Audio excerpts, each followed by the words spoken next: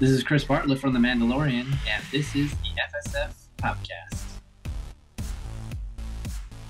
The show that helps you hide the droids that they've been looking for. Our show is brought to you by our charity sponsor, the Red Shirt Widows and Orphans Fund, which supports the Wish Upon a Teen Foundation that helps out sick kids when they need it most.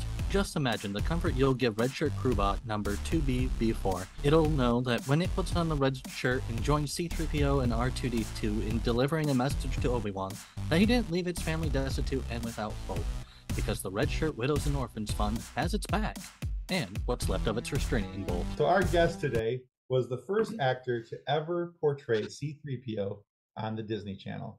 He's been a number of droids in shows like The Book of Boba Fett and Mandalorian, as well as having served as a user experience director for video games such as the Gears of War, Tomb Raider, Call of Duty, and even Star Wars. So we're very excited and so very proud to welcome Chris Bartlett to the FSF Podcast.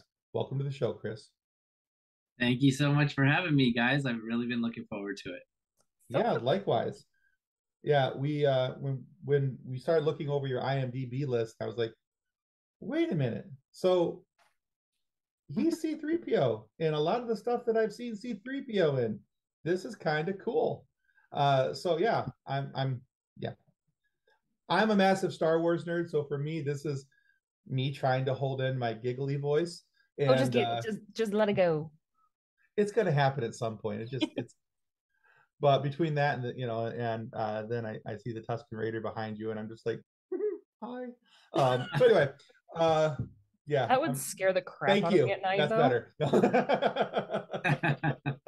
Can you imagine getting up to Yes. Can you imagine getting up in the middle of the night to go use the bathroom though, and there's just a Tusken Raider standing in the corner? That would scare the crap out of me. It'd only be better if it actually did the voice when it was like a motion sensor. Oh, Anyway, okay. That was a really bad impression. Nightmare fuel, Tim. All right. So, Chris, there's been several people who have voiced C-3PO in various forms of media. But as far as I can tell, and please feel free to correct me if I am wrong, other than Anthony Daniels, though, you are the only actor to physically portray C-3PO. So the question is, how did you get here? And how did you become the TV and live appearance C-3PO? Not to mention the 3PO that gets to meet the president in the first family. Right. Well, just to correct you, there have been others. Okay. Grant Imahara, who passed last year, I believe, was also one who portrayed C-3PO. Okay. Just before I did. But anyway. How did I get to do that?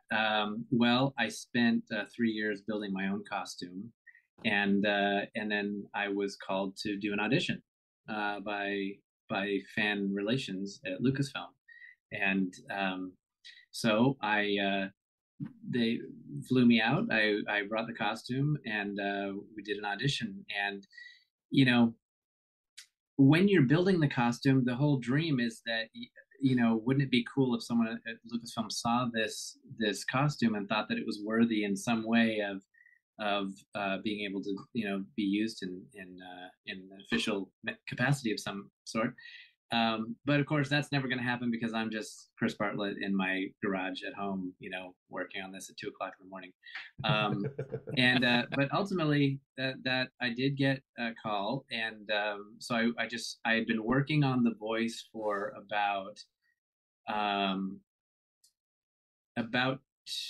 2.5 months, where I was working on it, listening to it to and from during my commute, and just working on it. So I tried to get a good approximation, and so when they put on the costume and turned on the eyes, I just said, "Oh, my goodness, why hello, I am C-3PO, human cyborg relations, and this is my counterpart, R2-D2." And so they said, "Oh, great, you can do the voice too." They didn't ask me to do the voice. I just we're just all having fun. We're building characters and trying to tell what for my audition. I was just trying to do a good job with the character, and so I was just bringing everything that I could. And So we got on a plane and flew to Australia, where I gave a presentation to a voice track of C-3PO, and and I did all the body and the animation, and that was kind of the audition. And then I came back and I said, "Hey, this was amazing. Thank you so much for the opportunity. And if you need me again, just give me a call." So then they just kept calling, and so Oh, cool. yeah. So the one of the literally, let's see, I guess that would have been 2009. So that was 3 years later was when I got the call to go to Washington D.C. But in between there, I'm doing things like filming commercials and special appearances on television and stuff. So that was in a nutshell. That's how I got the job. Build a costume, prepared by learning the mannerisms and the voice, and then they called me and I was ready. So that was it. That's super cool. That's awesome. Thanks. We've had an opportunity to interview several different cosplayers over the years, and people who have built some significantly impressive gear. And as a matter of fact, our first interview was with a guy who built a Captain Rex uniform. And wow. It is entirely screen accurate, and it's amazing. And so all of a sudden I'm thinking, like him and a couple other guys that I know that do. And we also interviewed a guy who does Iron Man, and he built the whole Iron Man suit with the robotics and the lights and everything. And it's just it's very detailed, the way that some guys have gotten into this. And I'm like, how cool would it be for somebody like that, now that you've had this experience and this is how you got in, for somebody else to have that it's just it's a really cool story. But yeah, you're right. I think a lot of people think about that, how cool it'd be for somebody to notice my costume, the work I've done. Right. So. And not only that, but then to it really would be enough for someone at Lucasfilm to say, "Oh, this looks really great, good job," that would have been great. But then to have it used in a way that was to work with them, not as a fan invite kind of situation, but as we are going to portray this character in an official manner. That was just a dream come true. So that's awesome. Yeah. So and just to give you some context, I was 36 when I was cast, and I'd always wanted to do character work, but life happens, and I'm doing my own regular jobs. And then this happened, and I was just like, this is what I was made for. So yeah, absolutely. Yeah, that's awesome.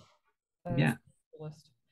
And I love cosplay. I love costumes. My mom is a seamstress, and anytime I'm like, "Hey, will you make this for me?" She has, even though I'm 30, she'll still do that for me. And even more so now, "Hey, mom, my daughter wants this." Oh yeah, no, anything that my daughter says, my mom is like, "Oh yeah, got it, easily done." My mom made my wedding dress, and like every detail that I wanted, she did specifically, perfectly. My dress had pockets. Like, it was that's important. It really is. People really underestimate how important pockets are. Well, I mean, I want to say, aren't we blessed to have parents who support our creativity in a way that like my parents. I was 7 years old and I wanted to be Luke Skywalker for Halloween, and they put together and sewed a costume that was pretty legitimate for that time. And I really felt like I look nothing like Mark Hamill, okay, but I really felt in that moment that I was indistinguishable from Luke Skywalker, Sure. And so and can to this day, they're still very supportive and very we're so, those of us who have parents that are supported that way is just really blessed. It's the best. And I love to, like, with my mom, her love of sewing came from her mom, and to the point where my mom's going to a Renfest with us next month. And the last time we were at my mom's house, I turned and I'm like, something caught the side of my eye, and I'm like, "Are you making garb for the Renfest for yourself?" Yes. I love that. I love that so Great. much. Like she's got her character idea down. She's got her outfit ready. I'm like, this is great. But talking about costumes, talking about droids specifically, I mean, that's a lot more structure than a typical costume. So what is the process like for getting into the suit to play a droid, whichever model it is that you're playing? Well, for those who don't know, I'm known for playing the walking droids, not the rolling ones, and so to put them on, I mean, they're all variations of C-3PO, basically, right? So I'm able to take what I've built and do a variety of characters, and but basically to put them all on, it's all this. It's pretty much the same. And so I have a really talented dresser. He's an expert in costume building and fabricating, and also he's a great friend. And so, anyway, to put it on, I mean, I don't know, how do you put it on? You do the shorts first, and then the legs, and then one one leg at a time. You do it just like I guess anybody. But you're sliding on these fiberglass pieces, and you screw them together or latch them together or whatever, and then comes the putting on the head. And the head is, if you look at 3PO, I just happen to have one here. You see the little black circles in the middle of his eyes. Can you see those there? Mm-hmm. Okay. Yeah. That's all you can see through. So when you put it on, you're basically putting a blank helmet on your head with just tiny pupils, and so that's really the least, I think, for anybody who's just going to start doing it, the least comfortable part of it, because you tend to like when we watch Iron Man and we see Robert Downey Jr. in the helmet, we see him like looking around, and there's all these interfaces and everything. If you look, when you first put it on, you tend to like want to look around inside the helmet because it's not exactly right here, right? And that can tend to make you feel a little claustrophobic because you're bolted together. You can't take it off. And so what I've learned is you look through the eyes out to what's out in front of you. And you know what's out in front of you? There's smiling faces, there's amazing sets, there's spaceships and R2 units, and there's all such great stuff out there that that's what you focus on. The cameras are out there, the lights, your co-stars, everybody. And so anyway, that's what I've done, and that really helps. And then sometimes you're standing there for a long time.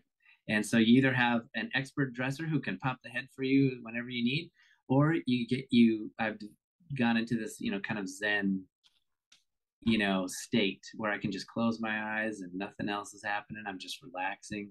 So that's part of the what goes into wearing the costume. It's not just putting it on. There's also the animation that goes into it, like performing actually as a droid. And the endurance of it, and then also not only of the discomfort, but also not being able to sit down and that. So anyway, it's all there's a lot more to it than slipping on a rope, kind of, Right. but you figure it out and you practice. It just takes practice, right? So I've been doing it for 16 years and I've gotten pretty good. I don't think many people think about the fact that you can't sit down. Yeah, never. You can't sit down. In order, like C-3PO here, his and any droid here, the shorts go into the legs. So you're fused basically from the waist down to your knees, that you can't bend anywhere here. So, I don't want you to take this like I'm complaining. No, okay? no. I'm in Star Wars. I can't complain. Okay, I'm just describing for you. There. I'm just describing for you the context of the costume. Yeah, no, that's because I feel like that's stuff that people would fail to notice or not even think about. You don't have C-3PO doesn't have hip joints. Like there's no bending, there's no twisting there.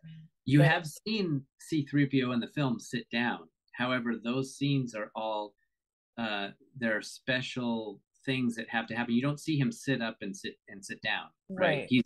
He's sat down, and then they cut the shorts or the costume part so that it just fits on him so while he's sitting down, right? You've That's it. seen him worn as a backpack too, but we also know that that's not necessarily going to happen all the time. I've never been a backpack. No. So, yeah. I don't think it would be comfortable. No. So, Chris, you built a career as a user experience director in video games. Right. And it's probably exactly what it sounds like, but I was a little confused as to what exactly that is. Yeah. Well, the experience of the game is what we're talking about. Like, what is it like? Is it fun? Is it easy to understand? Does it make you want to come back for more? Those kinds of things. That's what the experience is. And when you're playing, is it satisfying? Those kinds of things. So a smaller part of user experience is user interface. So they usually put those two together: user experience and user interface. It's UX UI they call it. So I started out as a graphic designer, and I was designing interfaces, like websites or interactive things or games, and the things that you design are like heads-up displays and targeting reticles and menus and character customization screens and stuff like that.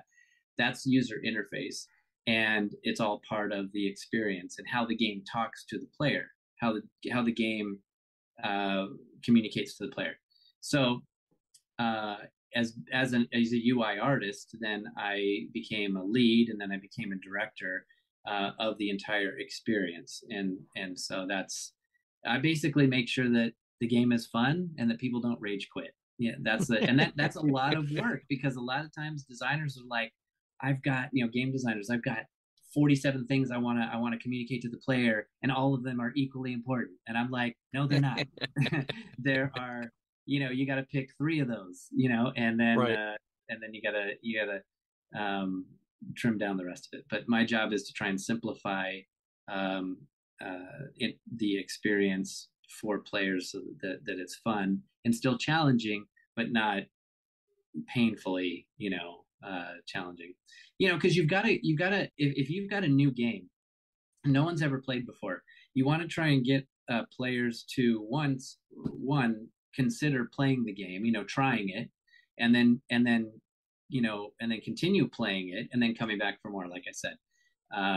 And those are a lot of hurdles to get through. And so anyway, I have some formulas I've developed over the years, and things that the way that I run a team, and usually look for just super talented people and let them do their work, and then I'm always hands on as well. So nice.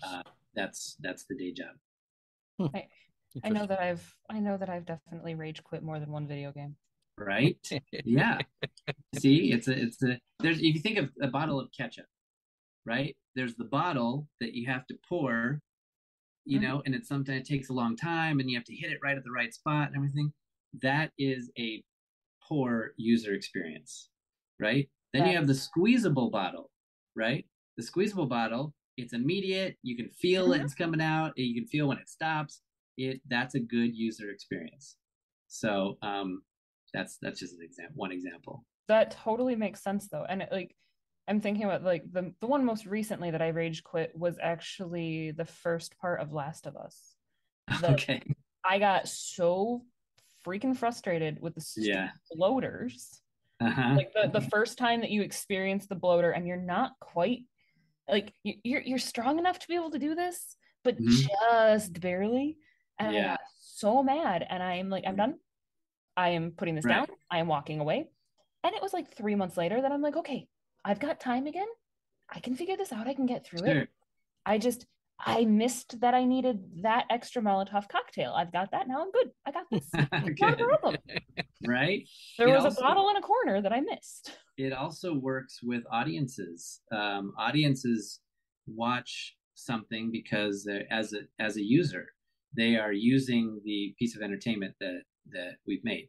And so if the story is hard to follow, or it's slow, or it's poorly acted. Those are, can lead someone to turn it off, right? Mm-hmm. Or if it's hard to find, or if it's on a streaming service or whatever. So you want, the main thing is you want people, whether they're players or audiences, you want them to feel something with what you've created for them. If you shoot a let's say you shoot an R2 unit in a game, and there's all kinds of sparks and everything, and his head pops off and flies off or whatever, like, that's satisfying.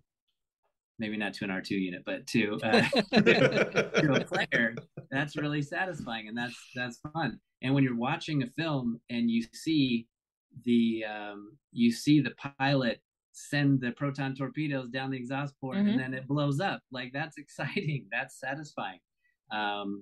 Anyway, so it works also for audiences, and so I apply that to both audiences, basically, audiences and players in my work.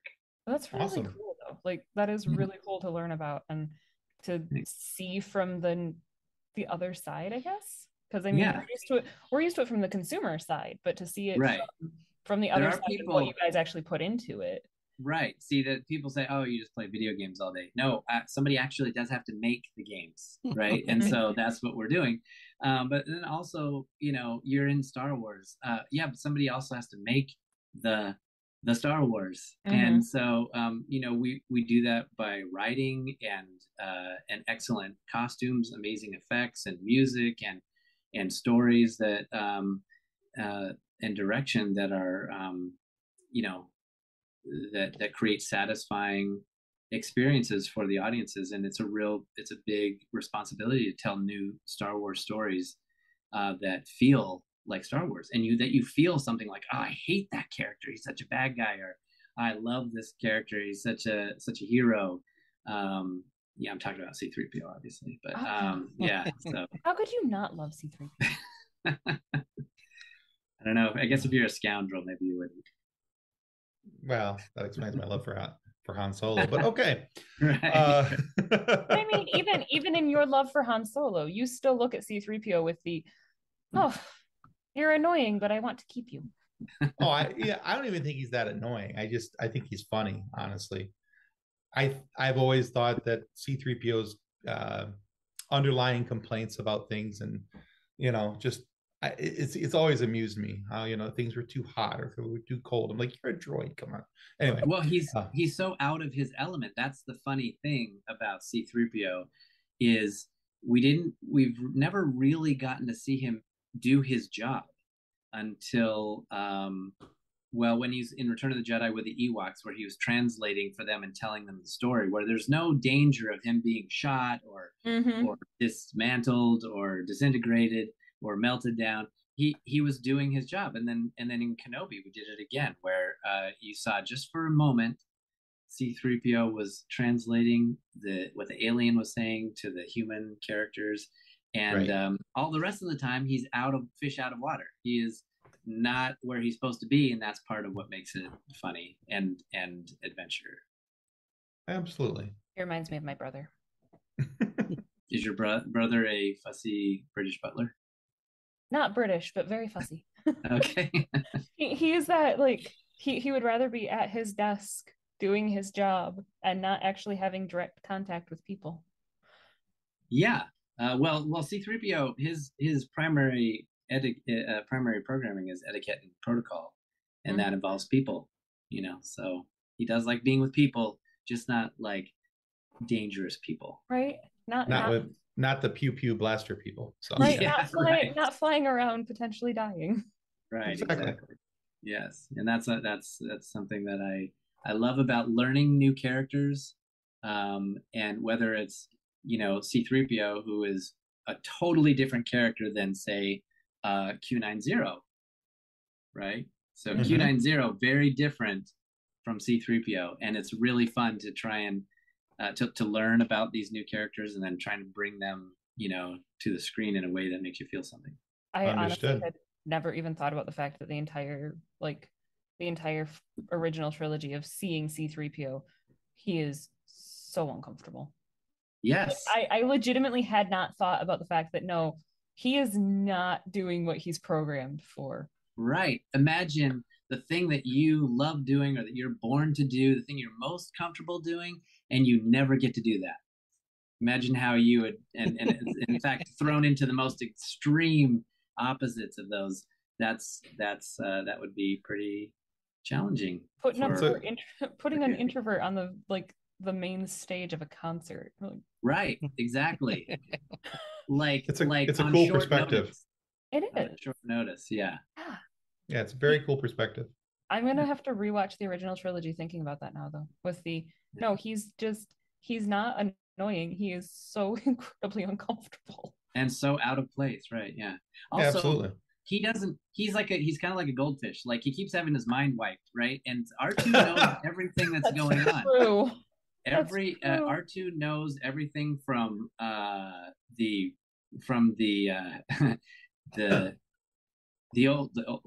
I guess it would be from the Republic to the Empire to the Clone Wars and also into the New Order. He knows all of it. So the thing about fear is what makes people afraid is that they don't know what's going on. They don't know what's in the dark closet, or they don't know what's, what that noise was. And so R2 knows everything. He's seen everything. That's why he goes, when 3PO goes, what makes you think there are settlements over there? He's like, I've been here before. Right. And 3PO had his mind wiped. So he's always afraid. And that's part of what makes him a funny character. Cool beans. Yeah. I have a whole new appreciation for C-3PO right now. Absolutely. Good. And I loved him anyway. I've always loved C-3PO, but now it's like, it is very much I get you now. I understand this a little more. Oh, see? Great. It is kind of that, I feel like C-3PO in the original trilogy is kind of that, when they hand you your newborn in the hospital and you all of a sudden have that moment of I don't know how to do this. Wait, what? I've never done this before. Right. I do what now? You want me to have this? No, right. That's not a good idea. You're sending me home with this? Right. This is mine? You know how few times I've done this before? Oh. Exactly. I mean, I knew getting into this that this is what was going to happen, but until it happens, it's yeah. Walking out of the hospital with a newborn is terrifying. Yes, it is.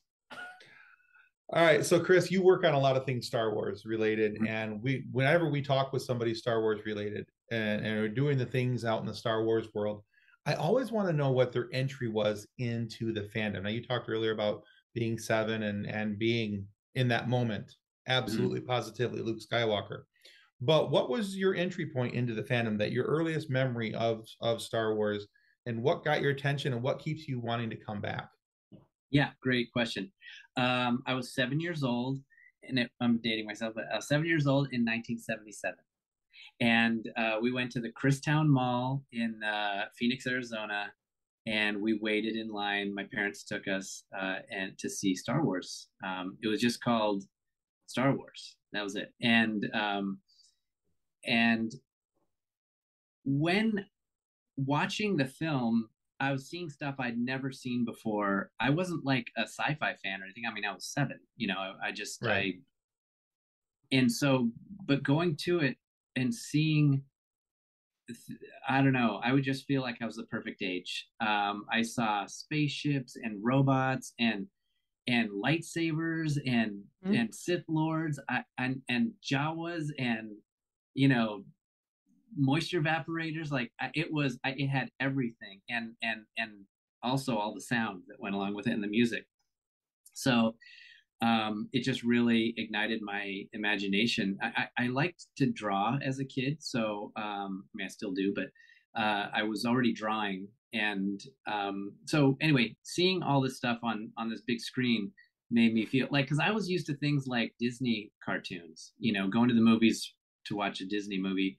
That's kind of what I was used to. And so seeing this was just blew my mind. So I thought that was it.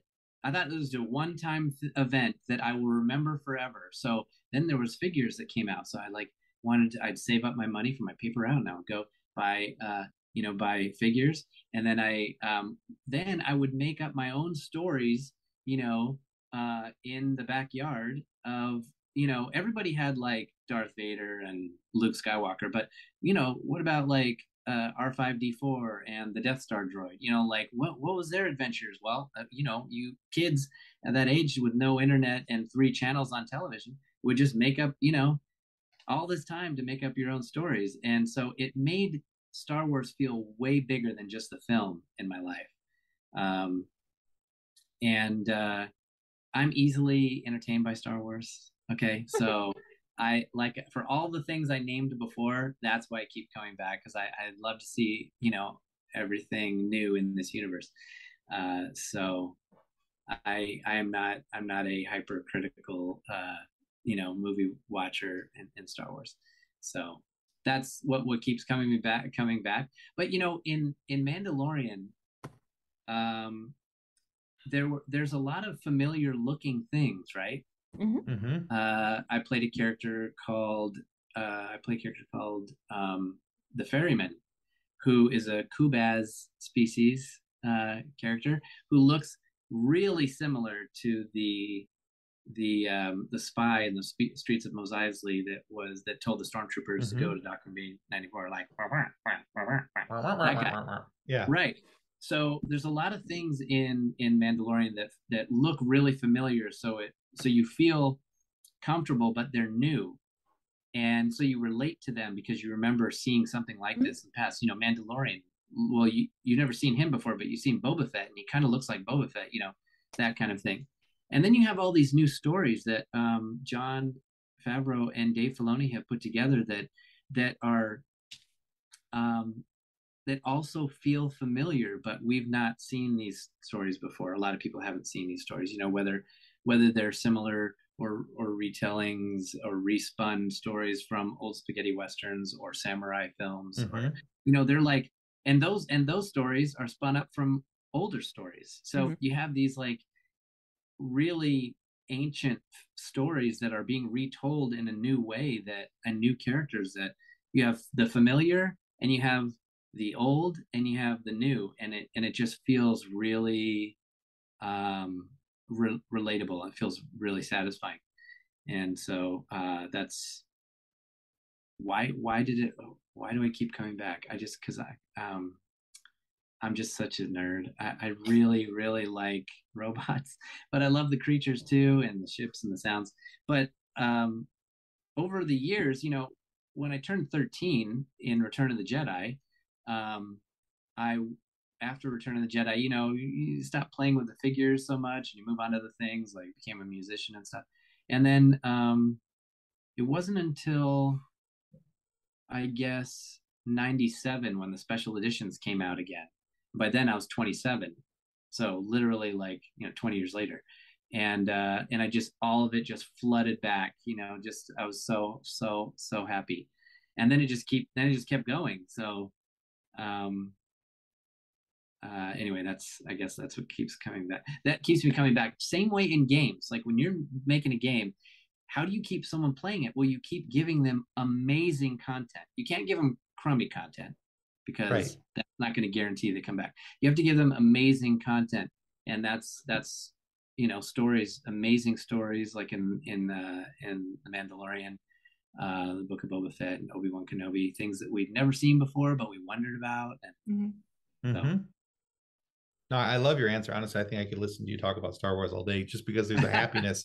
Honestly, there's a happiness in your voice, and you can tell that there's such an attraction to it. And I feel very much the same way. So I was born in '76. So my first movie experience was, for me, remembering anything Star Wars, was Empire Strikes Back, and going and seeing that in the theater, and just feeling very much the same way, just amazed by everything I saw, and being so drawn into it. And to this day, that's still my all-time favorite movie. Nothing else will ever be better, in my opinion, than Empire Strikes Back. Right. A lot of people tried, but they have failed. And but so yeah, I understand, and I identify with a lot of what you just said, and it's like, even when you're talking about the Mandalorian and Boba Fett, the simple fact that it's these it's like old home week, right? It's the I haven't seen this, but I feel like I've seen this. Yes, right. And it's very comforting and comfortable and makes it that much more enjoyable to watch. So yeah, I get what you're saying. And then they throw things like Grogu in there, and you're like, wait a minute. Okay, so there's a reason Grogu is the star of the show.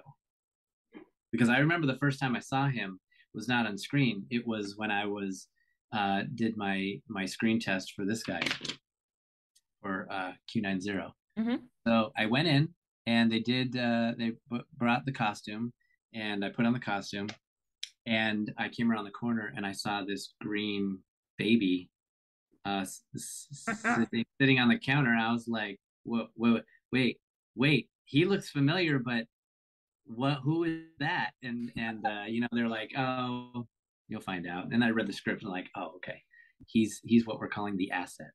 Mm-hmm. Anyway, George has said, and Dave Filoni has reiterated this, Star Wars is a morality tale for the rising generation, right? Mm-hmm. So it is those are who these are made for. The like people, kids that are like 7 to 12-ish, So I feel like they've done a good job in now that bringing stuff that adults will really appreciate, and maybe a little darker, like in Kenobi and things like that. But that's really who these are made for. So that's why the Jawas in A New Hope, where we were like, oh, someone like my size, mm-hmm. as a 7-year-old. And then there were Ewoks in Return of the Jedi, By then I'm 12 and I'm like, what are these teddy bears? But they're not made for me. They're made for 7-year-olds, If you ask my kids, who saw their first experience was the prequels, Jar Jar Binks is their favorite character. And I'm like, wow, that's surprising. And I'm like, no, it's not, it's surprising to me, but not to them, because he was made for them. Mm-hmm. And Grogu, he's made for everybody, but he was also that kind of like, you have all these serious kind of heavy story points and character conflicts and stuff, but then you have this very special, magical little fun. Oh, sorry, Yoda was in Empire. He was that served that purpose in that one too. Mm-hmm. You have these soft, vulnerable, and probably cute characters that really balance out the heavy stuff. Mm-hmm. And so anyway, yeah, I love working with him. He's as real in person as he is on television. That's awesome. That is the coolest. And I totally agree, because I mean 1999 was when Phantom Menace came out. Mm-hmm. And I was 7. See? And yeah. I loved Jar Jar. I mean, right. He's, as an adult, I look at his character with the, you're annoying. But also the, no, you served a purpose. You were the comedic aspect. You were to get the kids into it. I totally get that.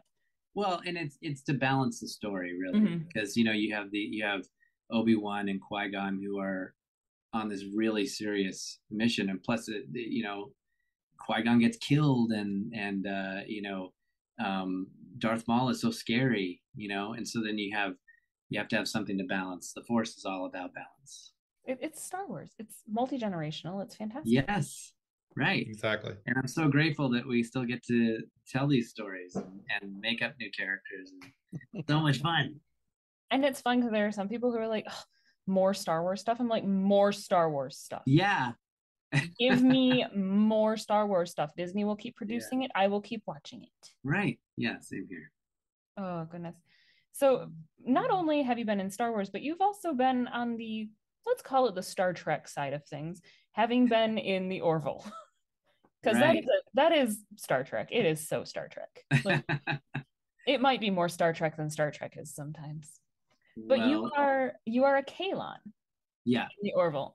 And no spoilers for anyone who hasn't seen all of season 3 yet. Like me, I haven't gotten there quite yet. I'm almost there. Mm-hmm. But I understand that the Kaylon story arc in season 3 is pretty fantastic.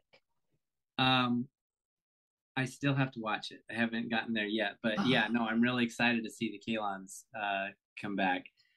That came because Kalons are robots, and I have a particular set of skills, I guess.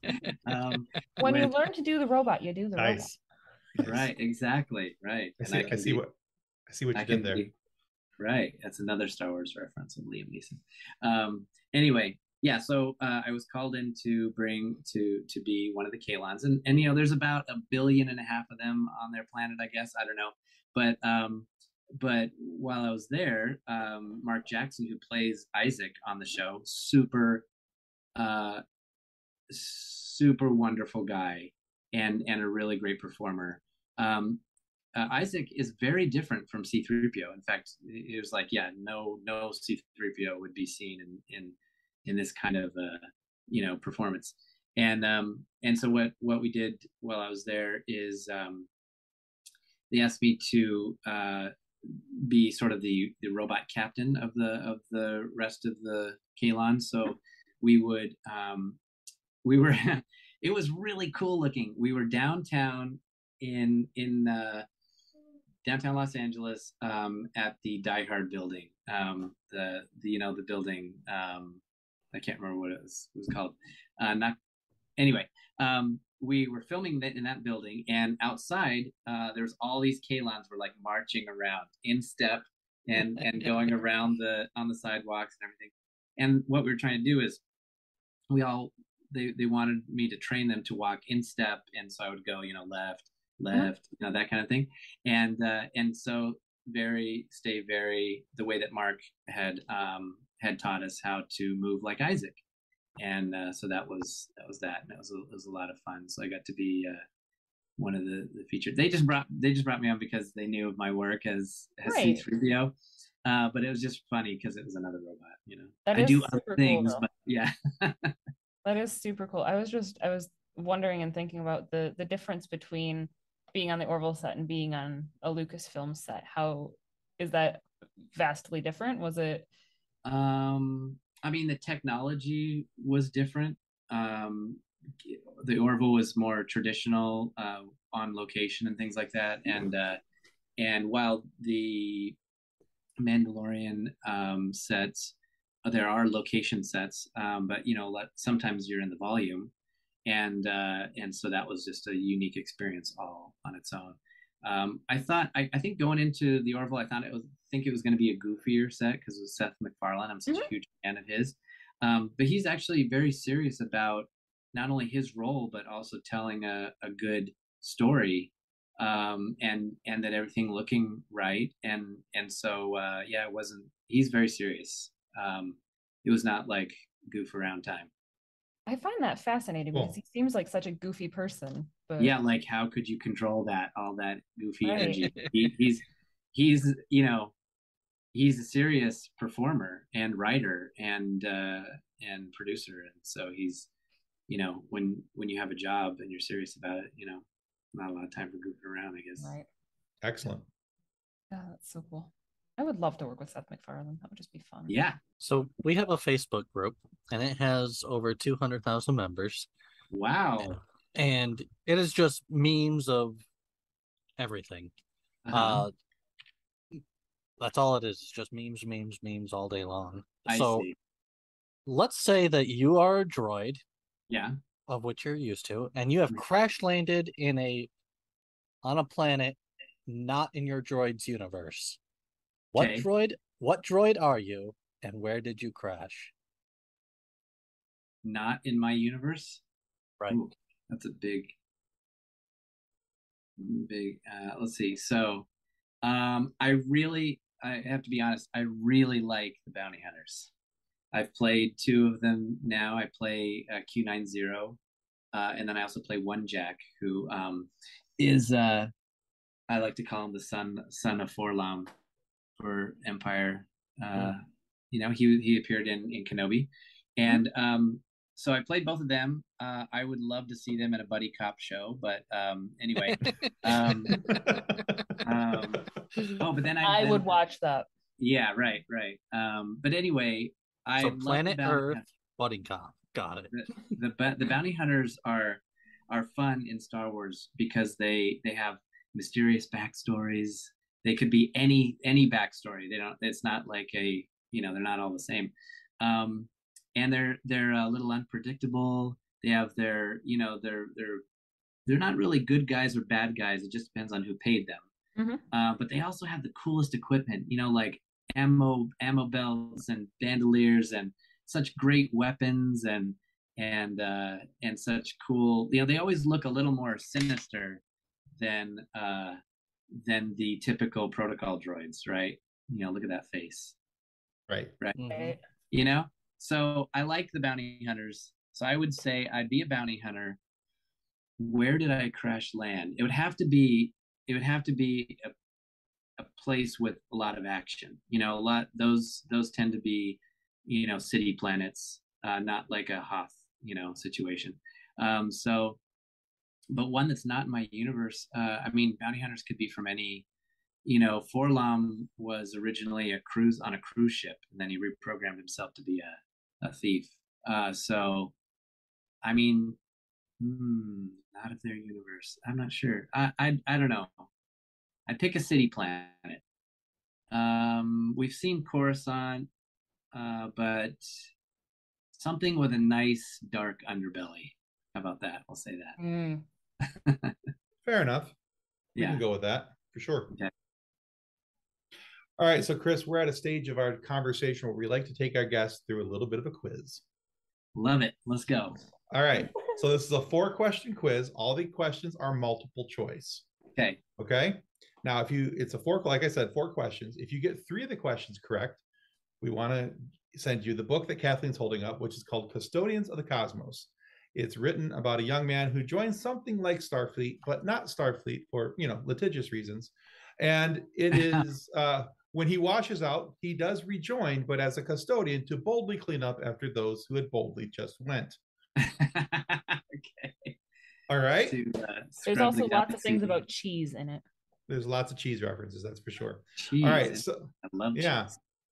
And so if you get 3 questions, we'll send you the book. If you get 2 questions or less, we take a picture of you, we make a meme out of you, and we put you in that Facebook group that Nick was just referencing.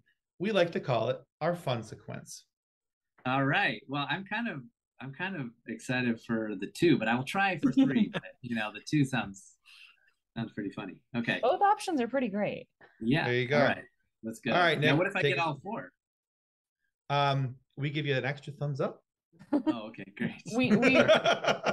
Are these Star Wars trivia questions? The quiz is called Everything That Glitters is Probably C-3PO. All right. Okay, here we go. If you get all 4, we mocked him for making quizzes too easy again. Okay, good. Look, Sam Witwer has already destroyed any Star Wars quiz I already threw at his feet, so. All right, this deal is getting better all the time. All right. Question 1. In the movies, C-3PO and Darth Vader share how many scenes? This is not counting when he is Anakin. Is it A, 4, B, 3, or C, 1? I thought you were going to say C3. Okay, wait. It's what are the choices again? A4, B3, or C1. 4, 3, or 1. Okay. In all of the movies? Yes. Okay. Sharing with Darth Vader. As Darth Vader, not as Anakin. Right, not as Anakin. Okay. Movies, not TV shows. Correct. Right. Okay. So there's Cloud City. There's the wait. There's the carbonite freezing chamber.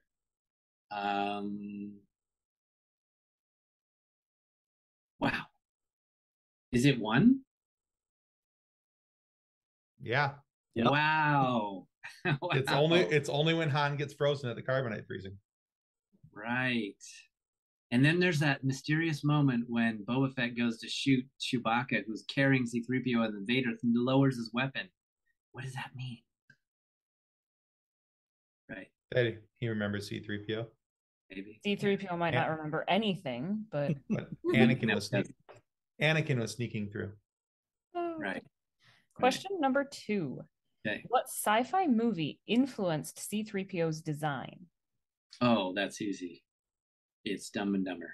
Sorry, you said it's multiple choice. Oh, I could totally see that. I want a Dumb and Dumber movie with C-3PO and R2-D2 now. Right. Oh, Don't tell Daniels I said that. Okay. What's the choice? I already know what it is, but just go ahead. A, Flash Gordon. B, Metropolis. Or C, The Day the Earth Stood Still. Metropolis. That is correct. Yeah. There's even Very good. There's even parts of his costume that are if you look at them side by side, it's almost identical. Oh, yeah, cool. the arms, the little halo around the head and everything. Yeah, things are very close. Yeah. All right, that's 2. That is 2. 2 for 2. In number 3, what movie do 3PO's eyes turn Sith red? Was it Rise of Skywalker, Empire Strikes Back, or Revenge of the Sith? Rise of Skywalker. That's 3. Because that's the last film that we've seen him in, and it was the one where he says, "I want to take one last look at my friends." Yes. Right? Yeah. Okay. So that's the book. You won the book. Okay. All right. And now to shame Tim's quiz. Mm-hmm. Question number 4. In what movie was C-3PO given away as a gift? A. Gift? What gift? Phantom Menace. B. The Last Jedi. Or C. Return of the Jedi. Return of the Jedi. That is correct. Right. Tim, you really need to make harder quizzes for these Star Wars people. He was so shocked that he would be given away as a gift. What are you talking about? And also, why is R2 making this announcement? I mean, it was a hilarious moment. Yeah. Anyway, yeah. That is all 4. I get a thumbs up, right? Okay. All right. And a book. We'll send you a book. I have a feeling that screenshot is going to go many, many places when my husband edits this episode. Oh, yeah. Well, great. That was fun. Thank you so much. Good job. Thank you. I've studied extensively. Yeah. Clearly. Well, Chris, thank you so much for being on the show today. Where can our listeners go to find out more about you and your upcoming works? Instagram is the place that I don't have time to do everything. So Instagram is the place where I go. So just go to Chris F. Bartlett on Instagram. And it's all basically Star Wars stuff or Star Wars art, because I'm an artist as well, and it's mostly that and acting stuff. Some acting stuff's on there too. But I love robots. I love here's the other thing. I've got some conventions coming up, and so I'll post on there where I'm going. Yeah. And what I love most about the conventions is as a costumer, I love it when Star Wars fans come over in costume. And what we do is I want to see your character, because I can see your costume, but I want to see your character come through the costume, right? Because anyone can just be a stormtrooper walking around just like as a regular human. But if those stormtroopers are like scanning, menacingly, or staring at you, or lean in and go, "Let me see your identification," something like that. I love that. And so what I do is I like to collect characters at conventions. And what I'll do is do little videos, and then I stitch them all together real fast, and you get to see yourself as a character, because when you're in the costume, it's hard to really get an idea of how you look as a character. So anyway, I put those together and post them on my Instagram. If you go check there and you see yourself there, comment, and then I can tag you in it. But I just love collecting characters, and I love talking to people about bringing out their character through their costume. Well, we are definitely going to make sure that we link your Instagram so that our viewers and our listeners can find you. All right, guys. We want to remind you that subscribing is the single most important thing that you can do to help us to continue to grow and to get amazing guests like Chris Bartlett here today to hear of these amazing stories and fun moments for you to be able to listen to. So please subscribe and go check out Chris on his socials. You clearly will not be disappointed by the content you find there. And if you do meet up with him at a Comic-Con or some other event like that, please wear your cosplay and go say hello. But for whatever reason, if you are not happy with the content of our show today, please feel free to complain to the head of our complaint department. That, of course, is Q-90, or Zero as he's known to his bounty hunting buddies. Zero is, of course, a protocol droid who worked as a mercenary during the time of the New Republic. Ruthless, precise, and efficient are words that you could use to describe Zero. And being so, just one properly filled out copy of the complaint form will do. It's really all he's going to need. And he will find his target and wipe them out. Unless, of course, they're a child and under the protection of a Mandalorian named Din Djarin.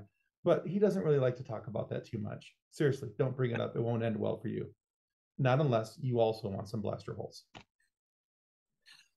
Well, thanks again, Chris. Thank you, Chris. This has been a lot of fun. It's been my pleasure to be with you guys. Thank you so much for asking me. Thank you. All right, guys, that's going to conclude us for the FSF Popcast. Goodbye. Bye. Ciao. On behalf of the rest of the hosts of the FSF Popcast, we want to thank you for listening to this episode. If you'd like to be a guest on a future episode, please contact us by means of Twitter or Instagram using the handle @FSFPopcast, or go to www.fsfpopcast.com and click on the Contact Me link. Thanks again, and hope you enjoyed the episode.